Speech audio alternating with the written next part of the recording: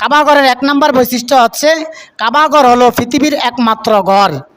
এই পৃথিবীতে আল্লাহ তাআলা সর্বপ্রথম যেই ঘরটি নির্মাণ করেছেন সেই ঘরের নাম হচ্ছে আল কাবা।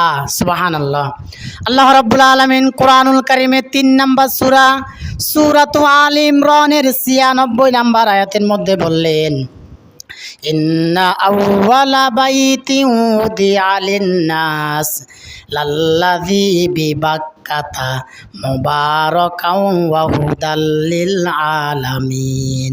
আল্লাহ রাব্বুল আলামিন বলেন, নিশ্চয় মানুষের জন্য এই পৃথিবীতে সর্বপ্রথম যে ঘরটি নির্মাণ করা হয়েছে সেটি মক্কায় অবস্থিত, আর সেই ঘরটিকে গোটা মুসলমানদের জন্য বরকতময় এবং হেদায়েতের কেন্দ্রস্থল বানিয়েছেন। সুবহানাল্লাহ। তাহলে এই পৃথিবীতে আল্লাহ তাআলা মুসলমানদের জন্য সর্বপ্রথম যে ঘরটি নির্মাণ করেছেন সেই ঘরের নাম হচ্ছে আল কাবা বা বাইতুল্লাহ।